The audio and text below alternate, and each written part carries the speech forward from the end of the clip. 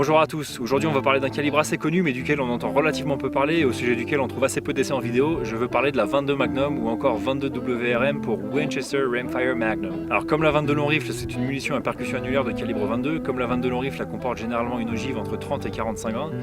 Mais en gros les similitudes s'arrêtent là, je vous les mets l'une à côté de l'autre.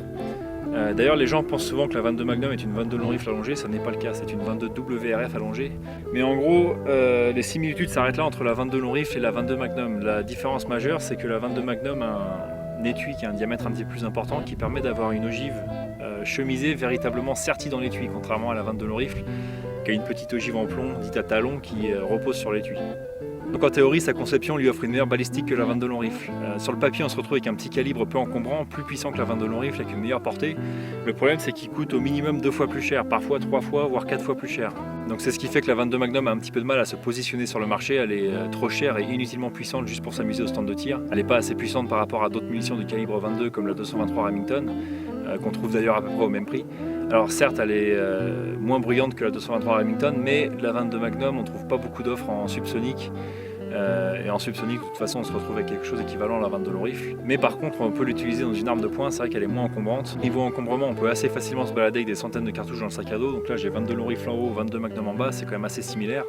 À titre de comparaison, donc là, il y a 50 cartouches de 22 Magnum, 20 cartouches de 223 Remington. Et à côté de 50 cartouches de 9 mm, donc là, ça n'a rien à voir.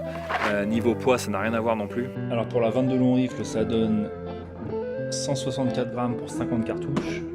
En 22 Magnum, 212 grammes pour 50 cartouches, 223 Remington, 250 grammes pour 20 cartouches, donc plus de 500 grammes pour l'équivalent, et à titre de comparaison, 50 cartouches de 9 mm en 115 grains, 635 grammes. Donc ceci étant dit, on va aller tester tout ça, tester différentes munitions et voir un petit peu ce que ça donne. Donc niveau armes, j'ai vraiment deux petites armes d'entrée de gamme qui me servent en gros juste pour les vidéos. Donc c'est une petite carabine Rossi en 22 Magnum, carabine à verrou toute classique avec une crosse synthétique, il n'y a vraiment rien de spécial. Bon, pour le prix, j'ai dû la payer 150 $, elle est... Bon, c'est précis, ça marche. Et en arme de poing, j'ai ce petit revolver Heritage Rough Rider. Pareil, il paye pas de mine, j'ai payé ça 150 $ aussi. Je l'ai acheté parce qu'il était vendu avec un barillet en 22 long rifle et un barillet en 22 Magnum. Donc ça permet de faire des comparaisons assez fiables entre les deux. Alors niveau finition, il n'est pas extraordinaire, mais bon, ça marche. C'est celui que vous m'avez utilisé dans l'intro Trick Shot. Pour ceux qui vont poser la question, j'ai réussi du deuxième coup. Bon allez, c'est parti. Bon, on va commencer par un petit test de chronographe. Ça sera peut-être un petit peu fastidieux, mais ça servira à aider les gens intéressés par la 22 Magnum à faire leur choix de munitions, que ce soit pour de la défense, de la chasse, etc. Donc là, j'ai vraiment toutes les gammes classiques à tester de munitions défensives et munitions de chasse, les Spear Gold Dodge, les Critical Defense, les CCI Maximax, bref, tous les classiques, Federal Premium, etc. Donc on va voir ce que ça donne, on va voir ce qui est le plus puissant.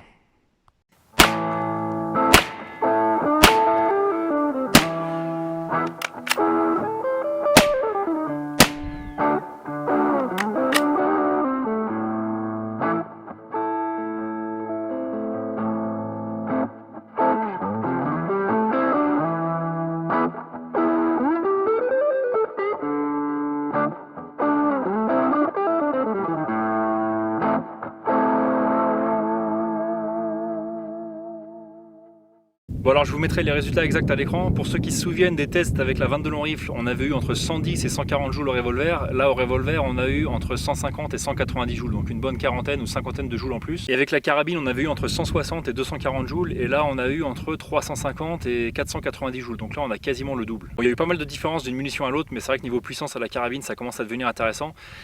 Du coup on va aller tester ça dans notre nouvelle Meat Target améliorée. Alors il y a souvent des gens qui me contactent en me disant que le 9 mm a un petit peu trop de recul pour leur femme, pour de la défense personnelle, et si ça serait pas mieux pour elle d'avoir un revolver en 22 long rifle. Alors du coup, je dis à ces gens-là que regarder du côté de la 22 Magnum, ça peut être intéressant, parce que comme on l'a vu, on a 40 à 50 joules en plus, pour un recul qui est certes un petit peu plus fort que la 22 long rifle, mais largement inférieur à 9 mm, donc ça peut être quelque chose à creuser. Alors voici la nouvelle Meat Target améliorée. Alors qu'est-ce qui a changé? Comme avant, on a la peau, les côtelettes et les côtes, et au lieu de la pastèque j'ai mis du gel balistique derrière, parce que la pastèque je trouvais qu'au bout de plusieurs tirs elle était toujours un petit peu dans le même état, peu importe le calibre, donc à la limite autant tirer dans une pastèque seule, avec une seule balle et voir un petit peu ce que ça donne. Et ce qui est intéressant dans la Meat Target, c'est surtout de voir les dégâts dans la viande d'abord, et ensuite de voir le comportement de l'ogive derrière. Donc une fois qu'elle a tapé une côte, est-ce qu'elle est déviée, est-ce qu'on va avoir de l'expansion, enfin on va pouvoir tout juger un petit peu plus efficacement, retrouver toutes les ogives à chaque fois. J'ai cassé mon bloc en le démoulant, donc ça c'est dommage, mais c'est pas très grave parce que je pense pas que ça va pénétrer autant. Et voilà, on va essayer de voir un petit peu ce que ça donne.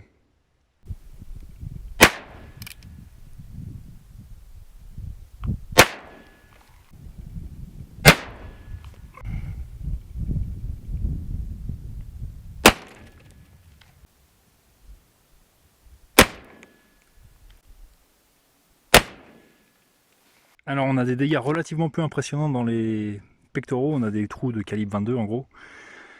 Par contre, c'est plus impressionnant déjà dans les côtes. Alors là c'est le revolver, donc les côtes sont complètement brisées. Et là, à la carabine, c'est quand même impressionnant. On a vraiment fait du gros dégât. Il y a même plus, les os sont carrément déchiquetés. Pourtant, les tirs n'étaient pas si groupés que ça, donc ça a vraiment détruit la viande et les os, quoi. Et ensuite, on va partir creuser dans notre gel pour retrouver les ogives.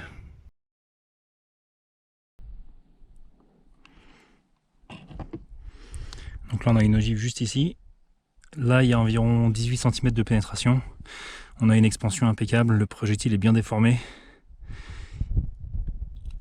Donc là, on a eu à peu près à chaque fois entre 18 et 22 cm de pénétration. Et sur les 3 projectiles, on a vraiment une déformation impeccable.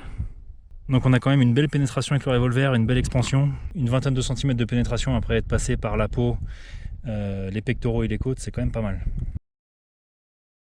Donc là on a les dégâts causés par la carabine. Donc là on voit qu'il y a des morceaux de viande et des morceaux d'os partout. Ça c'est de l'os qui ont été emmenés sur 5-6 cm à peu près. Donc ça aide à se faire une idée des dégâts qui peuvent se produire en vrai. On va continuer à creuser. Les projectiles ont laissé des petits morceaux de plomb et des petits morceaux de chemise un petit peu partout. On va voir jusqu'où ils sont allés. Alors les projectiles de la carabine ont été déviés vers le bas, ils ont traversé la table. Mais j'ai retrouvé celui-là, donc l'expansion encore une fois est parfaite. Là on avait à peu près une trentaine de centimètres de pénétration. Donc on a du gros dégât dans les côtes, on a de la bonne pénétration. Donc là il y a de quoi faire pas mal de dégâts. Par contre les cavités permanentes dans les deux cas, que ce soit au revolver ou à la carabine, sont pas très impressionnantes. Bon, niveau efficacité, ça reste des petits calibres, pas extrêmement puissants, mais là on a quand même une belle expansion, on a une pénétration suffisante pour faire du dégât. On n'a pas des cavités permanentes extraordinaires, comme c'est le cas généralement avec ce genre de petits projectiles. On voit qu'on a clairement un avantage avec la carabine par rapport au revolver. Avec le revolver, on a une légère amélioration par rapport à la 22 long rifle. Avec la carabine, on a une grosse amélioration par rapport à la 22 long rifle.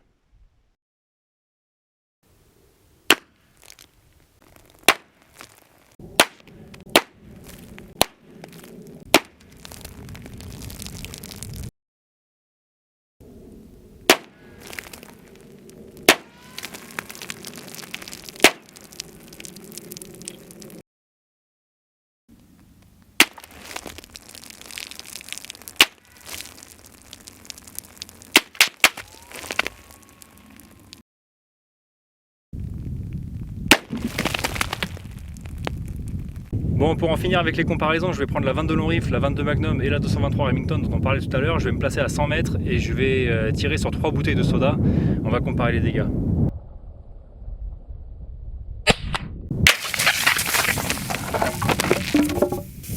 Bon, tout s'est cassé la gueule, donc je remets tout en place, je replace les bouteilles et c'est reparti.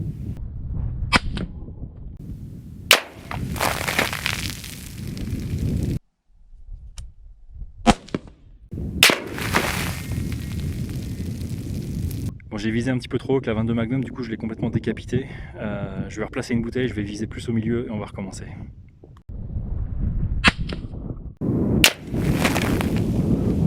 Alors pour la 22 long rifle, j'étais en CCI Minimag, donc en point de creuse. Voilà notre petit trou d'entrée, petit trou de sortie. 22 long rifle, 22 Magnum, j'étais en CCI Maximag, donc encore à point de creuse. Donc là on a déjà un beau trou d'entrée quand même et un beau trou de sortie. Et enfin la 223 Remington, malheureusement j'étais en FMJ, donc la comparaison n'est pas des plus fiables, mais c'est quand même assez parlant. Voilà notre trou d'entrée, trou de sortie. Mais bon, ce qui est surtout parlant, c'est que la 22 Magnum conserve pas mal d'énergie à 100 mètres. Ça reste quand même efficace. Bon, on va faire notre petit test rapide de pénétration à travers des parois en placo. Donc il y a 2 parois, donc 4 plaques de placo, un petit peu d'isolant. On va mettre une bouteille de soda derrière. On va tester avec le revolver puis la carabine avec des CCI Maximag à point de creuse. Bon, pour ceux qui ont vu mon test similaire avec la 22 long rifle, c'est vraiment qu'une surprise. Par contre, ce qui est intéressant, c'est que là, après seulement 2 parois et un petit peu d'isolant, l'ogive était déjà en train de tournoyer. Elle arrivait complètement de travers. Et là, elle est donc arrivée dans notre bouteille de travers également. Les dégâts sont quand même assez mineurs dans la bouteille. Bon, ça reste létal, mais c'est pas plus impressionnant que ça. On va passer à la carabine, voir ce que ça donne.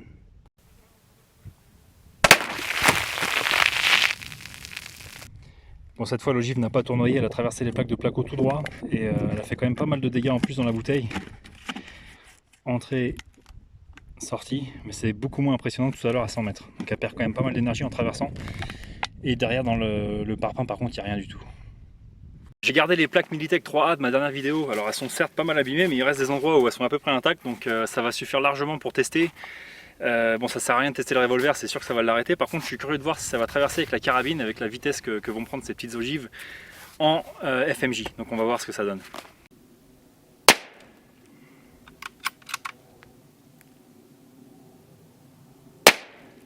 Il y a un impact en haut à gauche ici, un impact en bas à droite ici, et les deux ont été arrêtés, que ce soit la balle blindée ou la balle à pointe creuse. La 22 Magnum ne traverse pas. Bon, pour conclure, la 22 Magnum fait tout comme la 22 long rifle, mais un petit peu mieux. Alors est-ce que ça vaut le coup de payer 3 à 4 fois le prix pour un petit calibre intermédiaire comme ça? C'est à vous de juger en fonction de votre budget, de votre utilisation. C'est vrai que d'un point de vue survivaliste, c'est pas inintéressant d'avoir quelque chose d'un petit peu plus vigoureux que la 22 long rifle pour se défendre, d'avoir quelque chose qui permet de tirer d'un petit peu plus loin. De voir quelque chose qui s'emporte facilement dans un sac à dos et qui permet de chasser du petit gibier sans faire de la charpie comme on le ferait avec des calibres plus gros. Donc voilà, j'espère que ça vous aura apporté des pistes de réflexion si ce calibre vous intéresse et je vous dis à la prochaine.